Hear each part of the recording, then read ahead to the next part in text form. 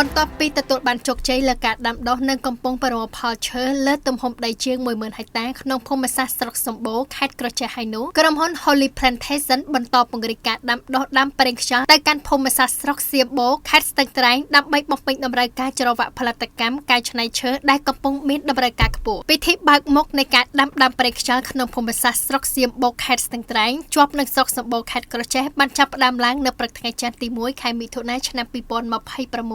ដោយមានការអញ្ជើញចូលរួមពីអភិបាលស្រុកសៀមបូប្រធានមន្ទីរកសិកម្មរុក្ខាប្រមាញ់និងនេសាទខេត្តស្ទឹងត្រែងប្រធានមន្ទីរកសិកម្មរុក្ខាប្រមាញ់និងនេសាទខេត្តក្រចេះប្រធានសមាគមអ្នកដាំឈើនិងឧស្សាហកម្មកែច្នៃឈើតំណាងក្រុមហ៊ុនព្រមទាំងប្រជាពលរដ្ឋនៅស្រុកសៀមបូនិងស្រុកសម្បូរជាច្រើនអ្នកក្រុមហ៊ុន Holy Plantation ទទួលបានសិទ្ធិពីរាជរដ្ឋាភិបាលអភិវឌ្ឍលើការដាំប្រេងខ្យល់ទៅកែច្នៃលើផ្ទៃដីស្ថានីយ៍ផ្សព្វផ្សាយស្ដារព្រៃឈើរបស់ក្រសួងកសិកម្មរុក្ខាប្រមាញ់និងនេសាទក្នុងភូមិសាស្ត្រស្រុកសម្បូរខេត្តក្រចេះនិងស្រុកសៀមបូខេត្តស្ទឹងត្រែងលើផ្ទៃដីសរុបទំហំ 44,700 ហិកតាប៉ុន្តែផ្ទៃដីជាក់ស្ដែងដែលក្រុមហ៊ុនអាចដាំដុះបានមានតែត្រឹមជាង 20,000 ហិកតាប៉ុណ្ណោះដែលឡែកផ្ទៃដីជាង 10,000 ហិកតាទៀតជាប់ពាក់ព័ន្ធទៅនឹងផ្ទៃដីសហគមន៍ដីដែលប្រជាពលរដ្ឋបានកាន់កាប់ចាប់ពីឆ្នាំ 2019 មកក្រុមហ៊ុនបានដាំដុះដើមប្រេងខ្យល់ជាបន្តស្ថិតនៅលើផ្ទៃដីភូមិសាស្ត្រស្រុកសម្បូរខេត្តក្រចេះមកដល់បច្ចុប្បន្នក្រុមហ៊ុនបានដាំដុះរួចរាល់លើផ្ទៃដី 13,000 ហិកតាហើយដើមឈើខ្លះក៏អាចកាត់យកមកកែច្នៃបានហើយតំណាងក្រុមហ៊ុន Holy Plantation បានឲ្យដឹងថាបន្ទាប់ពីបញ្ចប់ការដាំដុះលើផ្ទៃដីភូមិសាស្ត្រស្រុកសម្បូរខេត្តក្រចេះនោះហើយក្រុមហ៊ុនក៏ចាប់ផ្ដើមធ្វើដីនិងដាំប្រេងខ្យល់នៅភូមិសាស្ត្រស្រុកសៀមបូខេត្តស្ទឹងត្រែងជាបន្តទៀតលោកសាន់សុកហៀងបានឲ្យដឹងថាផ្ទៃដីដែលបានចាប់ផ្ដើមដាំបើកមុខនៅព្រឹកថ្ងៃទី 1 ខែមិថុនាឆ្នាំ 2026 មានទំហំប្រមាណ 100 ហិកតាហើយក្រុមហ៊ុនក្រុងដាំឲ្យបាន 1,000 ហិកតាលើផ្ទៃដី 4,000 ហិកតានៅឆ្នាំ 2026 ថ្ងៃនេះខ្ញុំក្រុមហ៊ុនបានជ្រើសរើសយកគេហៅវេទិកាមួយគឺការបើកការដ្ឋានពិធីដាំដើមឈើប្រចាំឆ្នាំ 2026 នៅក្នុង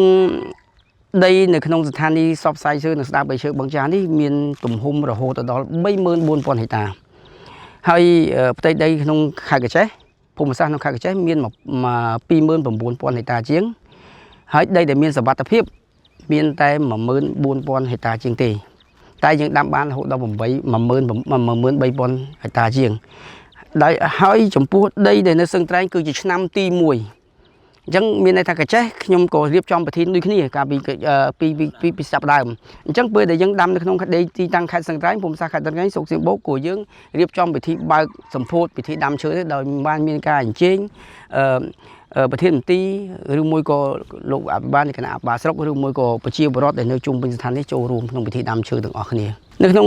ដីស្ទឹងត្រែងនេះទំហំដីមាន 4,970 ហិកតាតែដីដែលមានសវត្ថិភាពដែលបានចុះបញ្ជីហើយមានតែ 4,300 ហិកតាប៉ុណ្ណោះតាមគម្រោងផែនការរបស់ក្រុមហ៊ុនគឺក្រុមហ៊ុនត្រូវការដាំឲ្យអស់នៅឆ្នាំ 2027 ទៅ 28 គឺអស់តែម្ដងហើយឆ្នាំនេះដោយសារតែវិបត្តិប្រេងធ្វើឲ្យមានការរអាក់រអួលខ្លះតែទោះជាយ៉ាងណាក្រុមហ៊ុនស្វះស្វែងប្រឹងប្រែងសម្អាតដីដាំបានជាង 1,000 ហិកតាដែរការដាំប្រេងខ្យល់នៅភូមិសាស្ត្រស្រុកសៀមបូកនេះក្រុមហ៊ុនបានប្រើវិធីសាស្ត្រថ្មីមួយខុសពីការដាំនៅភូមិសាស្ត្រស្រុកសម្បូរដែលក្រុមហ៊ុនបានទុកចន្លោះដីធំដើម្បីទុកលទ្ធភាពឲ្យប្រជាពលរដ្ឋនៅក្បែរនោះចូលទៅដាំដុះដំណាំរោមផ្សេងការដាំដុះបែបនេះក៏ជាគំរូមួយសម្រាប់ប្រជាពលរដ្ឋយកទៅដាំឈើតាមសម្រាប់ពួកគាត់អាចទទួលបានផលទាំងដាំប្រេងខ្យល់និងអាចដាំដំណាំវិលជុំបានហើយដាំលក្ខណៈទី 2 នេះគឺដាំលក្ខណៈគ្រួសារអញ្ចឹងខ្ញុំសូមជើញអ្នកសារព័ត៌មានក៏ដូចជាភ្ញៀវកិត្តិយសគណៈអធិបតីអញ្ជើញពិនិត្យមើលរោងឈើពីរោងឈើទី 1 មកដល់ទី 2 ទី 3 នេះវាមាន 4 ម៉ែត្រអញ្ចឹងខ្ញុំដកឃ្លាពីដាំពីចន្លោះ 2 ម៉ែត្រក្នុងមួយដើមហើយខ្ញុំបើកល្វែង 8 ម៉ែត្រហើយបានខ្ញុំតចាប់ដើមដាំពីជួរទី 1 ទី 2 ទី 3 ទៀតអញ្ចឹងមានតែខ្ញុំក្នុងមួយរោងយើង 12 ម៉ែត្រយើងដាំ 4 ម៉ែត្រយើងទុក 8 ម៉ែត្រនេះទុកល្វែងនេះត្រង់ភ្លឹងទៅហើយ 8 ម៉ែត្រនេះគឺសម្រាប់បងប្អូនប្រជាកសិករក្នុងសហគមន៍តូចៗដែលគាត់ចង់មានបំណងចង់ដាំឈើដើម្បីផ្គត់ផ្គង់ការប្រើប្រាស់ផ្គត់ផ្គង់ដល់រោងចក្រអញ្ចឹងគាត់អាចអាស្រ័យផលនៅទីនេះបានតាមរយៈការដាំពោតការដាំសណ្ដែកការដាំស្រូវការដាំសសក់ដាំឪឡឹកដាំដំណាំផ្សេងៗលក្ខណៈអញ្ចឹងមានន័យគាត់អាចប្រកបគេហៅថា ដាំដំណាំរួមផ្សំវិលជុំគាត់អាចយកមកប្រកបក៏អាចយកមកប្រើប្រាស់ជាប្រចាំមានតែផលដែលគាត់ឲ្យរហូតដល់ពេលដែលកាប់ឈើអញ្ចឹងយើងរងចាំដាំពីឆ្នាំទី1រហូតដល់ឆ្នាំទី5យ៉ាងយូរយើងអាចប្រមូលឈើលើកទី1បានណាពេលដែលលើកទី1បានហើយយើងចាប់ដាំដំណាំតាបដាពីចាប់ពី1 2 3 4ទៅ5ម្ដងទៀតយើងវិលជុំមានថាយើងវិលជុំអញ្ចឹងទេខ្ញុំស្នើសុំឲ្យប្រជាពលរដ្ឋណាចាប់អារម្មណ៍នៃការដាំឈើរបៀបលក្ខណៈគ្រួសារលក្ខណៈសហគមន៍ទូទៅរបស់យើងរបៀបនេះដើម្បីកុំឲ្យយល់ឃើញថាអូក្រុមហ៊ុនដាំឈើ5ឆ្នាំយូរអញ្ចឹងយើងអត់ដាំអីអត់បានទៀតទេតែការដាំរបៀបនេះគឺយើងអាចប្រមូលផលបានរាល់ឆ្នាំអញ្ចឹងការដាំឆ្នាំនេះខ្ញុំដាំលក្ខណៈសហគមន៍លក្ខណៈគ្រួសារគឺមានចំនួន4ឡូស្មើនឹង100ហិកតាហើយបងប្អូនប្រជាពលរដ្ឋដែលនៅជុំវិញហ្នឹងបើគាត់ចាប់អារម្មណ៍គាត់អាចមកដាំដំណាំរួមផ្សំនៅក្នុងចង្ការឈើនេះចង្ការឈើរបស់យើងនេះជាមួយនឹងក្រុមហ៊ុនហើយជួយថែចំការជួយថែស្មៅជួយថែកូនឈើដែលដូររបស់ហ្នឹងជួយកាប់ហើយគាត់យកផលលើនោះចុះដោយអត់គិតថ្លៃបាទអញ្ចឹងខ្ញុំស្វាគមន៍ណា100ហិកតានេះជាការសាកល្បងឆ្នាំដំបូងអញ្ចឹងសូមអញ្ជើញបងប្អូនប្រជាពលរដ្ឋទាំងឃុំសៀមបូកទាំងឃុំបឹងចាឬមួយបងប្អូនប្រជាពលរដ្ឋណាដែលគាត់មិនមានលទ្ធភាពក្នុងការភ្ជួរដីក្នុងការធ្វើកសិកម្មបែបនេះពួកខ្ញុំផ្ដល់ដីជូនណាលោកអាបាសូមអញ្ជើញជួយផ្សព្វផ្សាយផងអាចមានលើសពីហ្នឹងទៅទៀតលើសពី150ទៅទៀតបាទស្រុកសៀមបូកខេត្តស្ទឹងត្រែងជាតំបន់ដាច់ស្រយាលមួយមិនធ្លាប់មានការវិនិយោគធំនៅឡើយហើយប្រជាពលរដ្ឋក៏ជួបការលំបាកក្នុងជីវភាពព្រោះមិនមានការងារធ្វើជាប្រភពចំណូល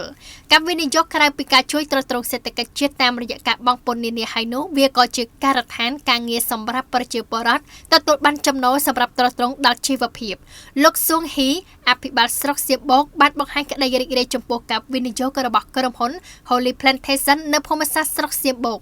សម្រាប់លោកសួងហ៊ីការដាំឈើរបស់ក្រុមហ៊ុននឹងរួមចំណែកផ្ដល់ការងារក៏ដូចជាចំណូលដល់ប្រជាពលរដ្ឋជាពិសេសការទទួលទិញដើមប្រេងខ្យល់យកពីប្រជាពលរដ្ឋដើម្បីទៅកែច្នៃឲ្យក្លាយទៅជាឱកាសថ្មីមួយសម្រាប់ប្រជាពលរដ្ឋនៅតាមតំបន់ដាច់ស្រយាលមួយនេះថ្ងៃនេះគឺជាលើកដំបូងហើយដែលក្រុមហ៊ុន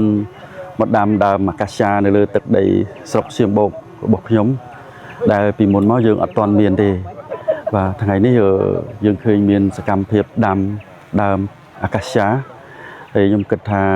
ការដាំនេះមានផលប្រយោជន៍មិនមែនតែសម្រាប់ក្រុមហ៊ុនទេគឺអាចជួយដល់ប្រជាជននៅក្នុងសហគមន៍ឃុំរបស់ខ្ញុំឃុំសៀមបូកនេះដោយយើងគិតថាយើងនឹងជួយផ្សព្វផ្សាយប្រជាជននៅទីនេះឲ្យគាត់ដាំដំណាំអាកាសយ៉ានេះនៅដីរបស់គាត់តែគាត់គិតថាដាំដំណាំអីផ្សេងមិនបានគាត់អាចដាំអាកាសយ៉ានេះបានហើយ